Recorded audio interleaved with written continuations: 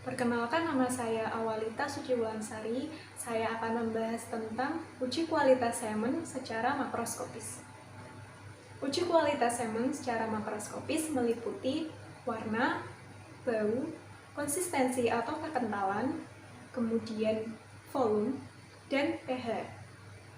Pengamatan yang pertama yaitu warna. Warna semen dapat diketahui dan dilihat secara langsung menggunakan tabung berskala. Warna semen tergantung dengan kualitasnya. Semen yang normal atau memiliki kualitas baik biasanya berwarna putih susu atau putih kekuningan, di mana warna tersebut disebabkan oleh adanya kandungan riboflavin.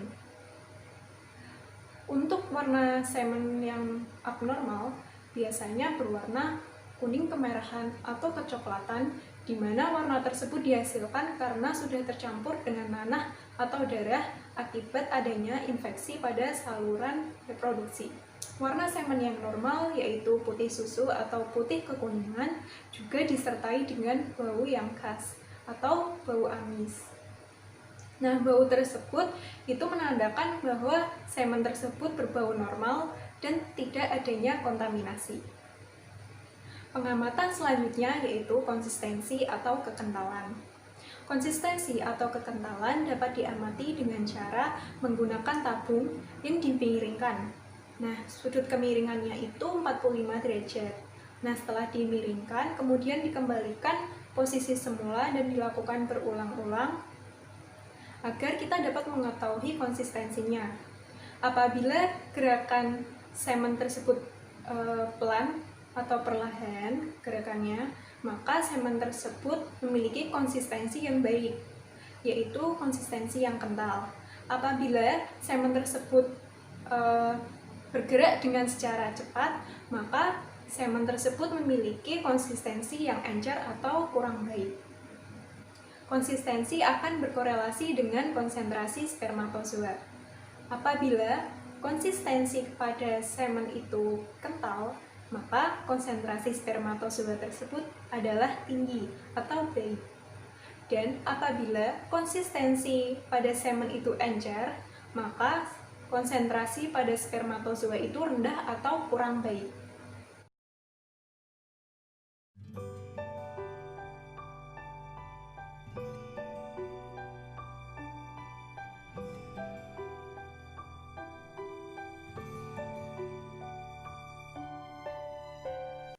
Hasil dari video pengamatan tersebut dapat disimpulkan bahwa pada video 1, semen memiliki konsistensi yang lebih baik dibandingkan pada video 2. Kenapa?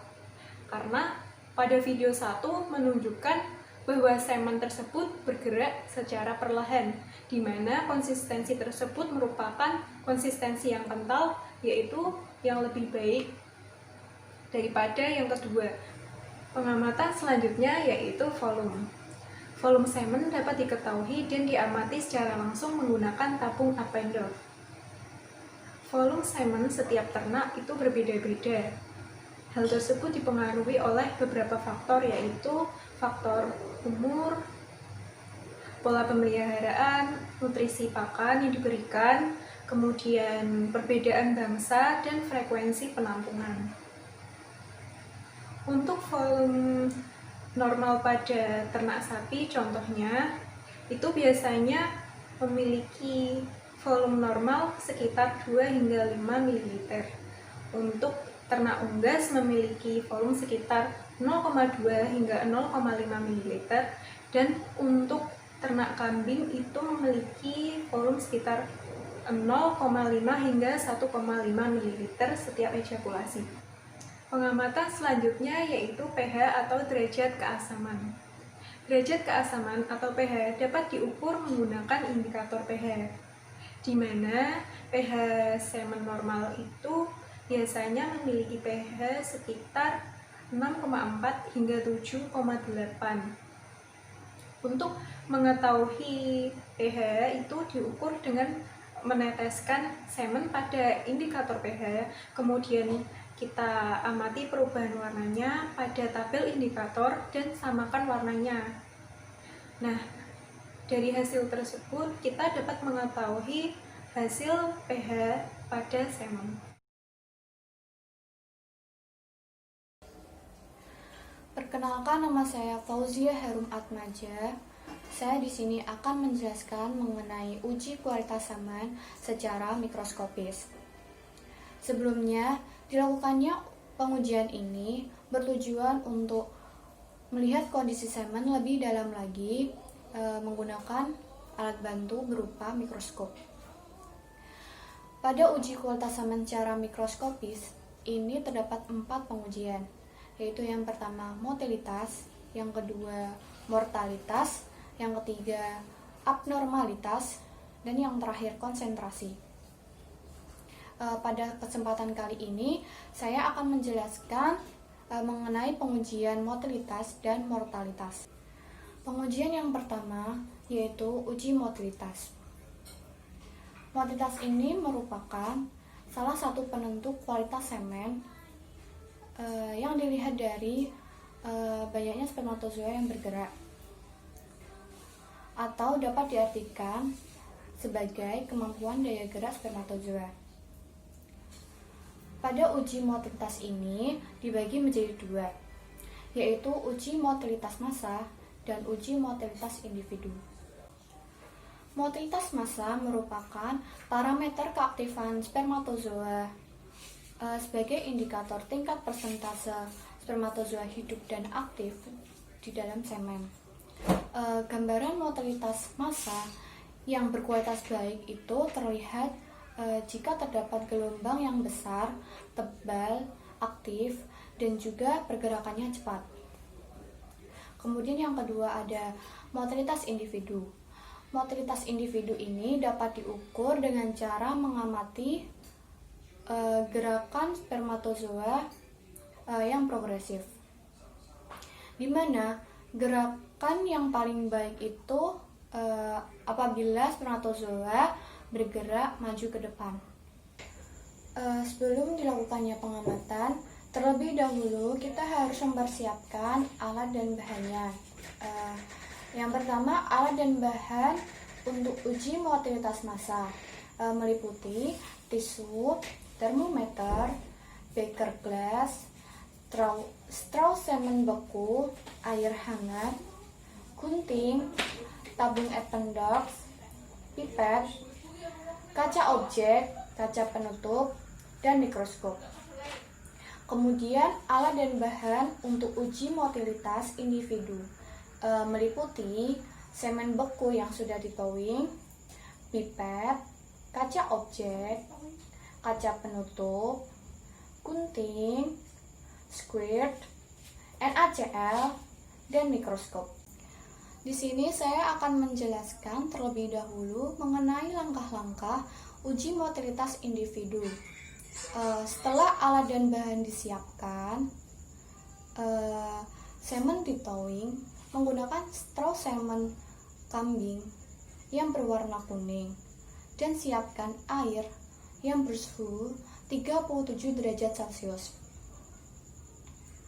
Setelah semen ditowing menggunakan air yang bersuhu 30 derajat Celcius selama 30 detik, kemudian ambil straw, lalu potong sumbat pabrik dan sumbat lab agar semen dapat keluar.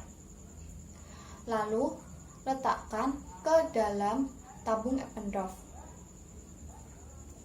Kemudian tabung Eppendorf diletakkan di dalam straw semen kambing yang berwarna kuning dengan air yang bersuhu 30 derajat Celcius di bawahnya. Kemudian semen diambil menggunakan pipet, lalu teteskan sebanyak 1 tetes ke dalam kaca objek. Kemudian teteskan sebanyak 1 tetes NaCl yang diambil dengan squirt. Lalu setelah itu ditutup menggunakan kaca penutup. Kemudian amati di bawah mikroskop dengan perbesaran 400 kali. Selanjutnya, untuk pengamatan uji motilitas massa itu hampir sama caranya dengan cara pengamatan motilitas individu. Namun perbedaannya hanya pada perbesaran mikroskopnya. Perbesaran mikroskop motilitas massa itu 10 kali 10 atau dapat dikatakan 100 kali. Dan juga pada motilitas massa itu tidak usah ditetesi NaCl.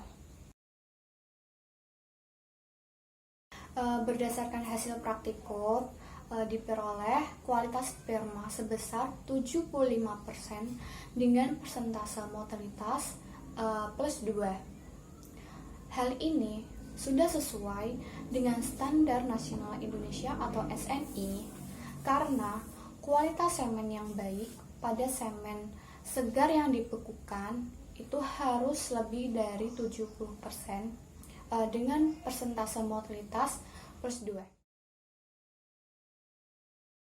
Perkenalkan, nama saya Fadila Tika Rahma. Di sini saya ingin menjelaskan tentang uji mikroskopis bagian konsentrasi.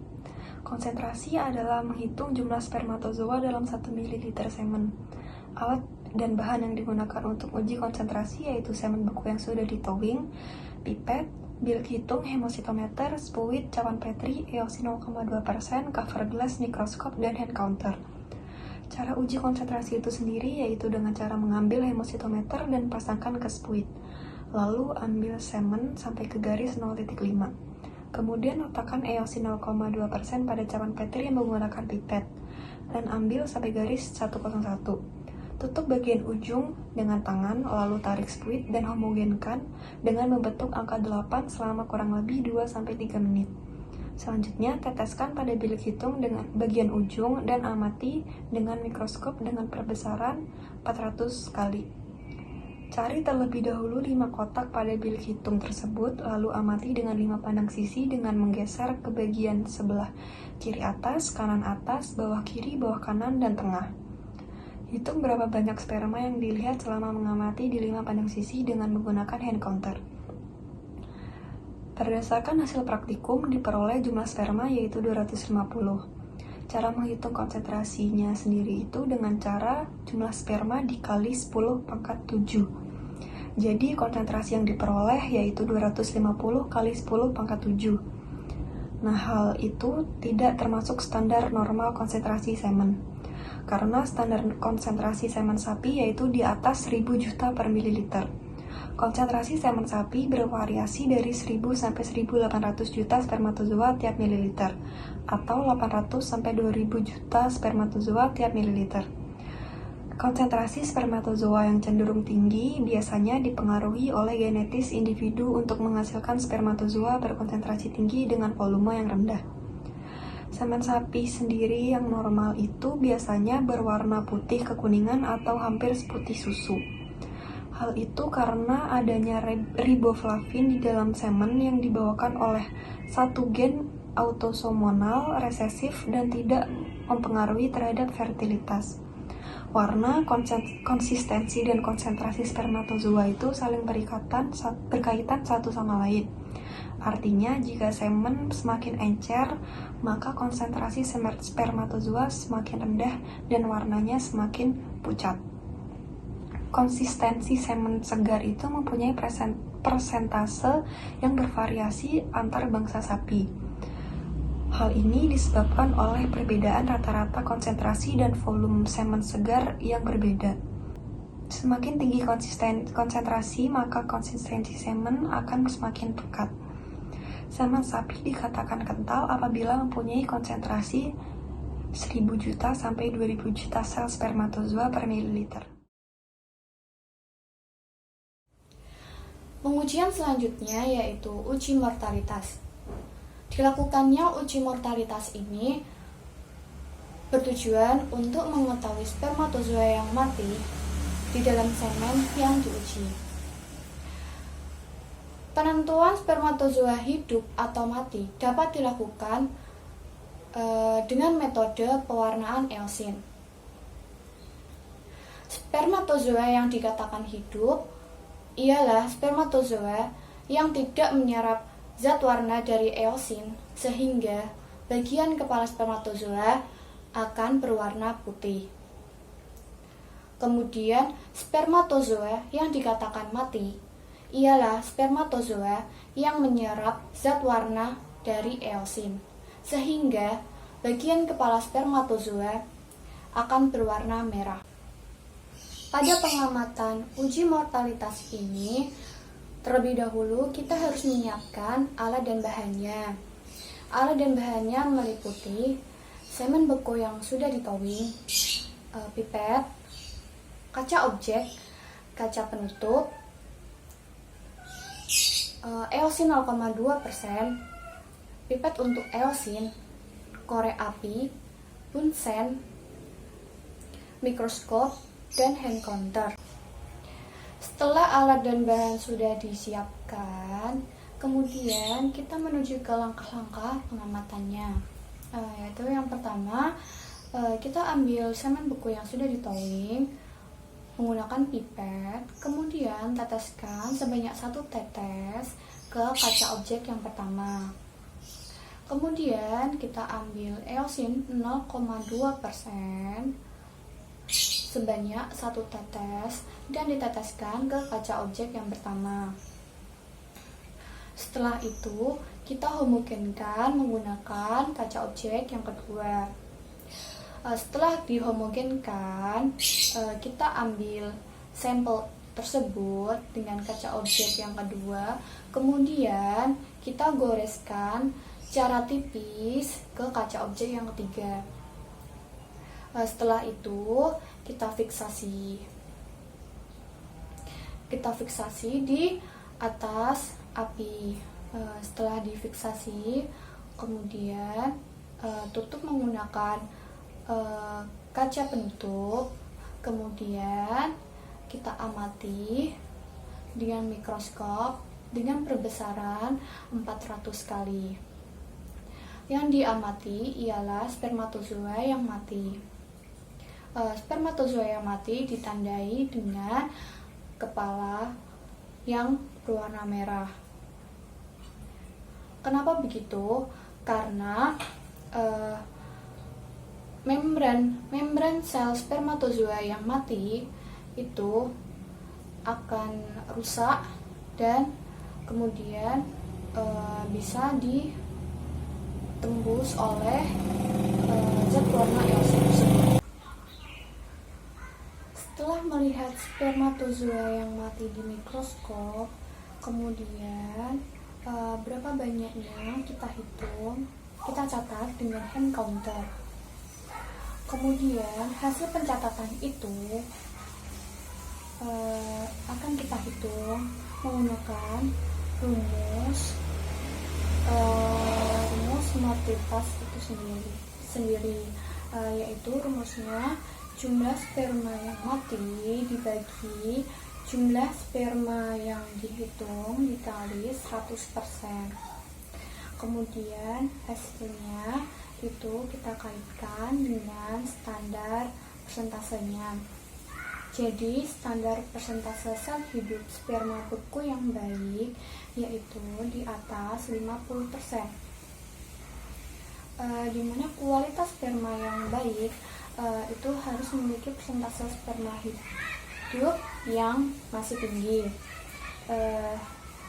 Namun jumlah sperma yang mati itu tidak lebih dari 15%. Perkenalkan, nama saya Faustina Helena Tunggadewi. Di sini saya akan menjelaskan tentang uji abnormalitas. Uji abnormalitas merupakan uji yang dilakukan dengan mengamati semen di bawah mikroskop yang memiliki kelainan bentuk seperti ekor putus, kepala 2, ekor bengkok, dan tidak ada kepalanya. Alat bahan yang digunakan yaitu semen beku yang sudah ditowing, pipet, kaca objektif, eosin 0,2%, bunsen, korek, mikroskop, dan hand counter. Untuk cara pengujiannya yaitu meletakkan 3 kaca objektif pada tangan, lalu meletakkan semen dengan pipet sebanyak 1 tetes pada kaca objektif pertama, lalu diteteskan 1 tetes eosin 0,2% pada semen tersebut. Homogenkan dua larutan tersebut dengan menggunakan kaca objektif kedua. Setelah homogen, goreskan kaca objektif 2 ke larutan tersebut, lalu tempelkan ke kaca objektif 3 setipis mungkin. Lalu nyalakan bunsen dengan korek dan fiksasi kaca objektif 3 tersebut di atas api. Amati di bawah mikroskop dengan perbesaran 400 kali. Lalu hitung sperma yang bentuknya tidak normal atau abnormal. Ini merupakan jenis-jenis semen yang abnormal. Yang pertama ada condensed acrosome, lalu ada small head, large head, double headed, double tailed, and abnormal middle piece. Setelah didapatkan semen abnormal, lalu kita hitung dengan rumus jumlah sperma abnormal dibagi jumlah total sperma dan dikalikan 100%. Yang didapati dari praktikum yaitu jumlah sperma abnormalnya sebanyak 10 dan jumlah total spermanya sebanyak 100. Lalu 10 dibagi 100, lalu dikalikan 100% dan didapati kadarnya 10%. Semen yang berkualitas baik memiliki 5-15% semen abnormal. Jadi pada praktikum ini semennya berkualitas baik karena memiliki kadar 10%. Berdasarkan praktikum yang telah dilakukan, dapat disimpulkan bahwa sel gamet jantan meliputi akrosom, sitoplasma, nukleus, mitokondria, sentriol, ekor, dan plasma. Sedangkan pada sel gamet betina meliputi sel granulosit, zona pelusida, membran vitelin, sitoplasma, dan nukleus. Pengujian dibedakan menjadi dua, yaitu yang pertama makroskopis, meliputi volume, konsistensi, warna, bau, dan pH. Yang kedua, mikroskopis, meliputi motilitas, konsentrasi, mortalitas, abnormalitas. Lalu, untuk sarannya, sebaiknya praktikum ini dilakukan dengan persiapan yang matang dan pada saat keadaan ternak sehat. Terima kasih.